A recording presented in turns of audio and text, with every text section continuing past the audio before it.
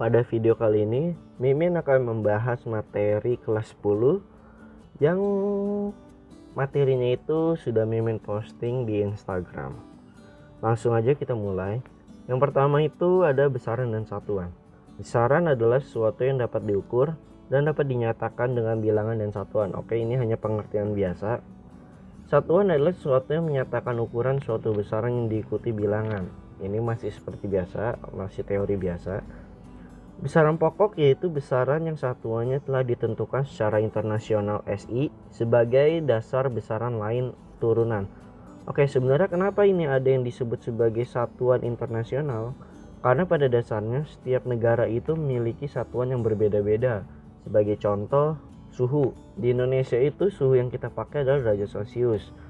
Tetapi di Amerika biasanya itu menggunakan derajat Fahrenheit. Dan seterusnya, jadi berbeda-beda. Oleh karena itu, untuk menyatukan semua satuan dari berbagai negara, maka dibuatnya yang namanya itu satuan internasional. Oke. Nah, besaran turunannya itu besaran yang satuannya diturunkan dari besaran pokok. Jadi kalau ada rumus, misalkan misalkan F sama dengan M dikali A. F ini kan adalah hasil dari perkalian antara dua variabel maupun 3, terserah. Nah, hasil perkaliannya inilah yang disebut sebagai turunannya. Oke. A itu kan rumusnya apa? V per T. Maka ini juga disebut turunan. V itu rumusnya ada S per T.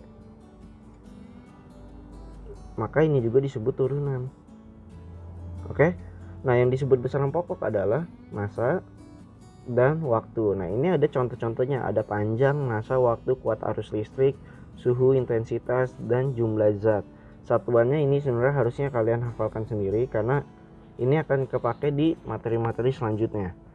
Nah, besaran turunannya ini yang tadi setelah udah Mimin sebutkan, ada luas, kecepatan, gaya, usaha, tekanan, frekuensi, daya, dan lain-lain. Oke, semua ada banyak, nggak harus segini aja. Oke, pokoknya semua yang ada rumus dari besaran pokok itu menjadi besaran turunan. Itu untuk yang di postingan pertama. Untuk postingan kedua kita masuk ke dimensi besaran. Dimensi besaran adalah cara penulisan suatu besaran dengan menggunakan simbol atau lambang besaran pokok. Hal ini berarti dimensi suatu besaran menunjukkan cara besaran itu tersusun dari besaran-besaran pokok.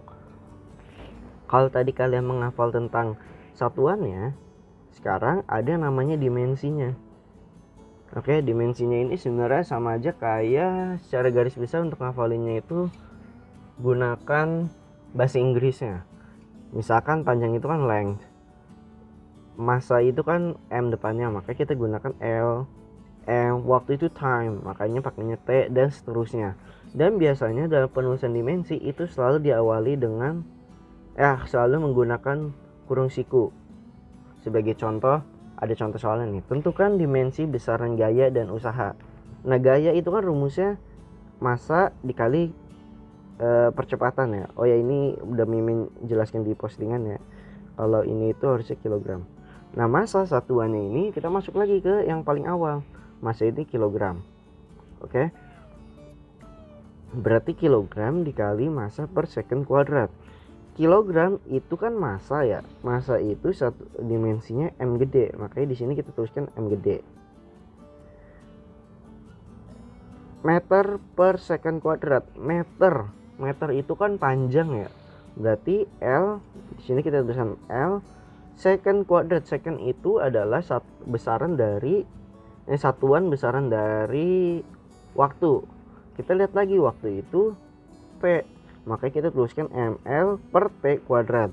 Nah, di dalam penulisan dimensi biasanya itu dia harus sejajar, nggak boleh ada pernya. Makanya kita tuliskan mlt pangkat min 2. Dan ingat, setiap dimensinya harus dia kasih kurung sikunya. Oke? Nah, untuk usaha, W sama dengan F kali S. F ini adalah kilogram meter per second kuadrat sama aja kayak tadi, dikali jarak itu satunya meter. Nah, karena tadi F ini tadi kita udah dapat dimensinya sekian, maka kita tinggal tulisin di sini. Nah, M itu ingat ya, bukan massa tapi meter. Hati-hati, banyak yang kebalik nih. Hati-hati dalam penulisan menerjemahkan gitulah variabelnya. M itu meter, meter itu adalah panjang, panjang itu adalah L. Makanya L kita tuliskan di sini. Makanya didapatkan ML pangkat 2 T pangkat min 2. Dan ingat selalu dikasih kurung siku.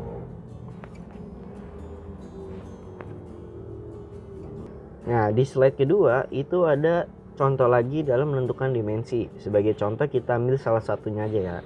Misalkan ambil yang tekanan. Tekanan itu kan kita tahu kalau di SMP itu rumusnya P sama dengan F per A. F itu adalah M kali A. Sama kayak tadi. Luas penampang itu A besar. Kalau kita ubah menjadi satuan berarti massa itu kan kilogram. A itu adalah meter per second kuadrat. Oke. Area ini satuannya meter kuadrat. Oke. Meter persegi. Kilogram kita tulis kilogram. Meternya kita gabung jadi meter di bawah. Oke. Dan S kuadrat. Udah masukin lagi ke dimensinya. Kilogram itu kan massa. Maka M itu meter. L, S itu second adalah waktu. Waktu itu dimensinya time. Makanya kita ubah jadi ini. Oke, dan yang untuk daya sama energi potensial intinya sama. Harusnya kalian bisa. Nah, dari tadi kan gak ketemu yang namanya dimensi tentang suhu, kuat arus, intensitas, dan lain-lain. Ini intinya sama aja. Kalau misalnya ketemu kayak gini, kita tinggal ubah dimensinya sesuai yang di tabel ini. Oke ya. Nah, kita masuk ke postingan ketiga tentang angka penting. Angka penting adalah angka yang dihasilkan dari hasil pengukuran, bukan perhitungan, termasuk angka yang ditaksirkan. Nah, aturan dalam penggunaan beberapa angka penting harus kalian hafalkan karena ini berguna dalam biasanya hasil praktikumnya gitu ya. Sebagai contoh, semua angka selain 0 adalah angka penting. Ini pasti kalian tahu, jadi kalau nggak ada nolnya itu semuanya angka penting. Angka penting disingkat sebagai apa ya?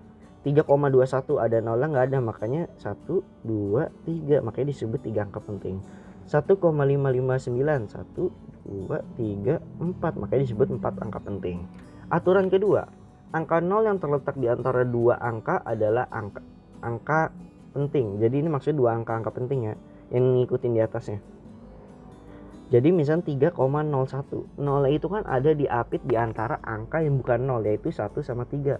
Makanya dia disebut angka penting juga, makanya 1, 2, 3, makanya 3AP. Begitupun untuk yang 25009. Nah, 009 ini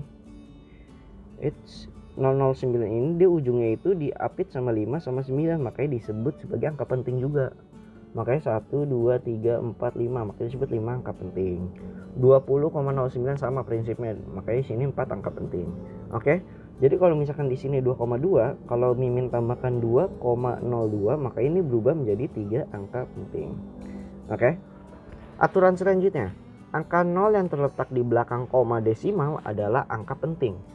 Jadi angka 0-nya ini kan kalau tadi di aturan kedua itu diapit oleh angka yang bukan 0, sekarang adalah di samping koma desimal. Misalkan di sini kan ada koma.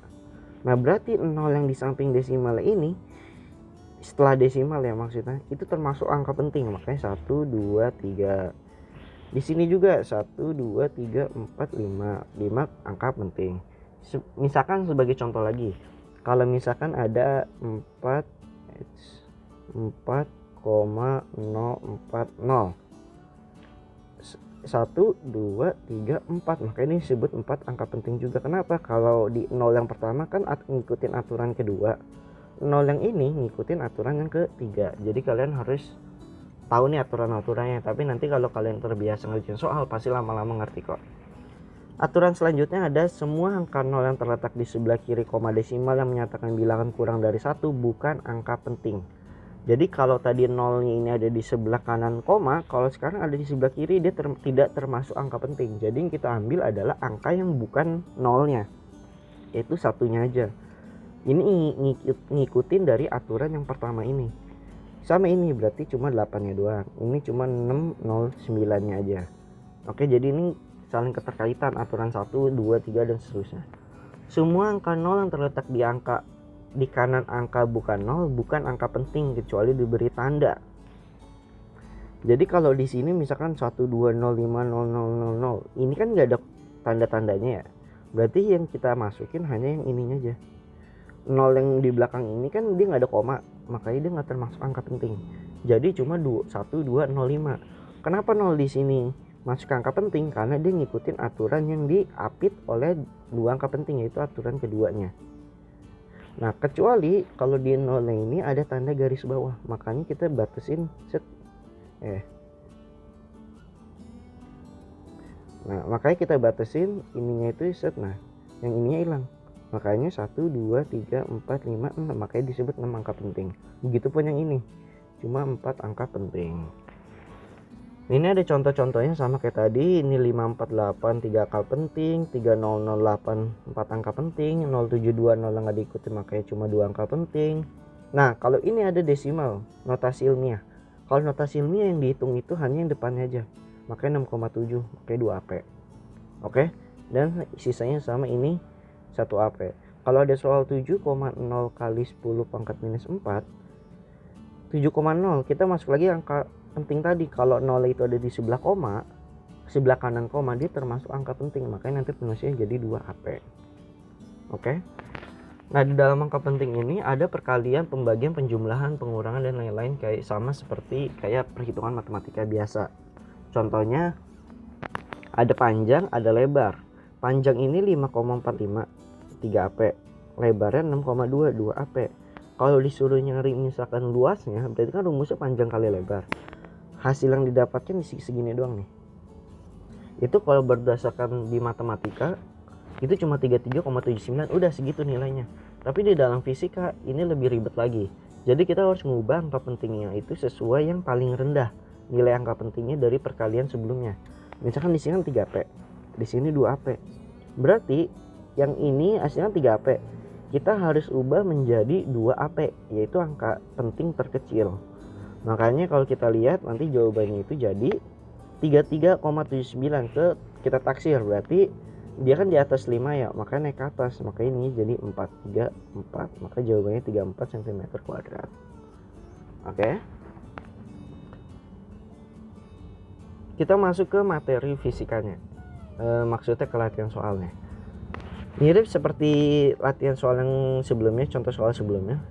Hasil pengukuran panjang dan lebar sebidang tanah berbentuk 4 persegi panjang adalah 15,35. Oke, luas tanahnya langsung aja panjang kali lebar. Nah, ini udah ada clue-nya, kalian baca sendiri. Panjang kali lebar berarti 15,35 kali 12,5. Nah, Mimin tadi udah ngitung hasilnya itu 191,875. Kita lihat di sini ada 4 AP. Di sini ada 3 AP. Ingat, mau perkalian, penjumlahan, pengurangan, pangkat, akar, dan lain-lain itu selalu diubah ke angka penting terkecil, yaitu 3. Makanya kita ubah harusnya jadi 3. Kan 3 kan di sini ya. Tapi di sini 875-nya itu dia masih ada di atas lebih dari 5. Makanya nilainya bertambah ke 1, makanya jadi 192. Udah deh, maka jawabannya simple kan? Oke ya, harusnya kalian bisa.